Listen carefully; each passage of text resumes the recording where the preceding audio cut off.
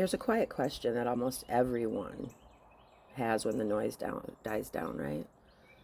Second chances. Doesn't shout, doesn't demand. It waits. If you could go back, would you? Would you go back? Not to relive the good times, not for nostalgia, not for fucking comfort, but to fix the moment that still aches. When you said the wrong thing, did the wrong thing. To choose different words. To pause instead of react. To stay instead of leaving. To say I love you one last time to someone who left the world before you got to say goodbye. Second chances are the currency of the human heart. We crave them not because we're weak, but because attachment is how human beings are wired. Because love imprints the nervous system. Because loss does not live in memory alone, it lives in your body. Regret is not failure. No. Regret is evidence. It proves that you gave a fuck.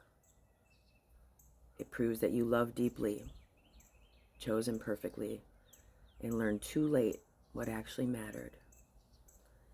If given the opportunity, most people would not rewind decades. They would rewind moments, a sentence, a silence, a slam door.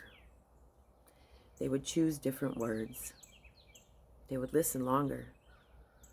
They would forgive sooner. And they would stop trying to be right and start trying to be present. Some would not change anything dramatic at all. They just want one more ordinary moment with someone extraordinary they didn't realize they were about to lose. It's kind of sad life doesn't offer time machines, isn't it? What life offers instead is something far more difficult and far more powerful. Acceptance, right? And the mind that hates the word because the ego thinks acceptance means surrender, it does not. Acceptance is not approval. It's not spiritual bypassing. It's not pretending the pain didn't matter. Acceptance is psychological maturity. It's the moment you stop arguing with reality and start reclaiming your power. Too many people live their lives anchored to regret. They replay conversations that are over. They punish themselves for decisions that cannot be undone. They carry guilt like a life sentence, believing suffering is the price that you must pay for being human, but it's not. Punishment does not equal accountability. And shame does not produce growth. It produces paralysis. When we live in regret, we are present in the body, but absent in spirit. The mind is trapped in a chapter that's already ended while life keeps moving forward without us. This is not wisdom, that's fixation, guys. The past is classified as the past for a reason. It's history. It's fixed, it's unchangeable. No amount of rumination, guilt, self-judgment, or self-hatred can rewrite the past. The only power the past has is the power you keep giving to it. Okay? It's the hardest thing I accepted the last week. Freedom begins the moment you accept the facts as facts. The fact is, not emotionally, not spiritually, neurologically, no, it's acceptance tells the nervous system the threat is over. The event is complete. Survival mode can stand down. Acceptance sounds like this, okay?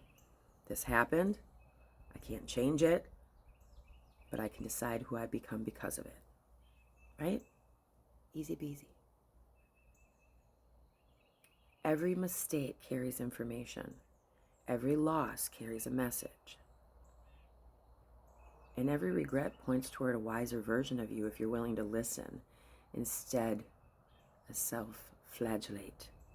The tragedy is not that you made mistakes. No. The tragedy is refusing to metabolize them, right? I live with PTSD, CPTSD, anxiety. I don't take any medication for it. I don't drink or do drugs to hide behind the feelings. I feel them, okay? Second chances rarely arrive in the form we fantasize about. They do not come as rewinds. They come as now.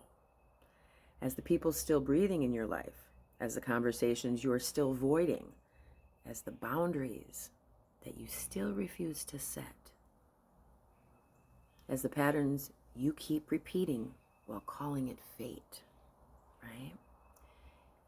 You may not get to say I love you to the person who's passed away, but you can say it today to someone who's still here. Do you have a best friend or a colleague that you really care for, but you've never told them? You may not be able to undo a past decision, guys, but you can interrupt the pattern that created it. You may not be able to stop what already happened, but you can stop living as if it is still happening. The body knows. That's what real second chances look like. Moving forward does not mean forgetting. The brain doesn't work that way. It means integration. It means carrying wisdom instead of weight, memory instead of punishment. It means honoring the past by refusing to let it colonize the rest of your life. It means choosing growth over guilt and presence over penance. When we stop living in the past, something remarkable happens, you guys. We show up for ourselves fully. We listen without rehearsing defenses. We love without holding back, because fear no longer runs the day. And the people around us can feel it. Make a future with the people who you presently have that believe in you. Speak the words you're afraid to say. Mend what can still be mended. Release what cannot. We're going from the snake shedding its skin to the fire horse in the Chinese New Year on February 17th. This is a catalyst year for change and spiritual growth.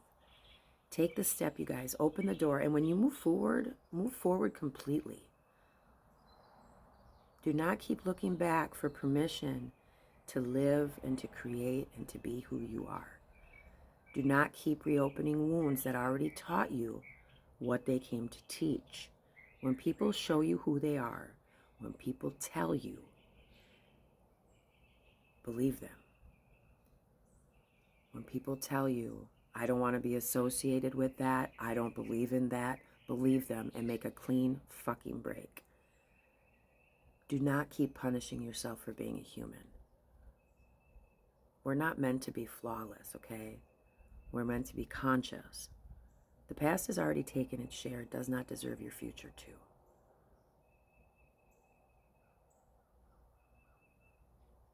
I'm going to sit here and do my morning ritual and listen to my crows.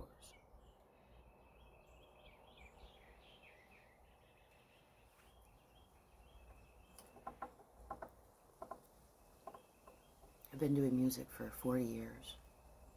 I've worked with 8 producers, engineers.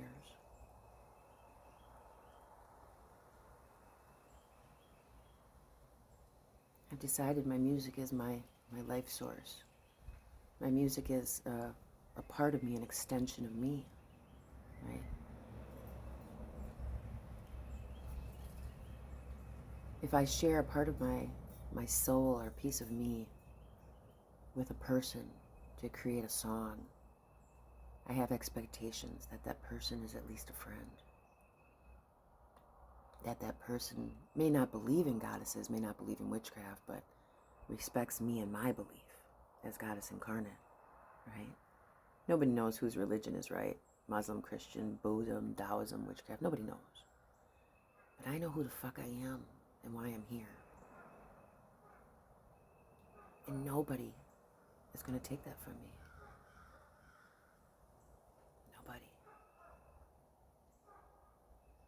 Nobody.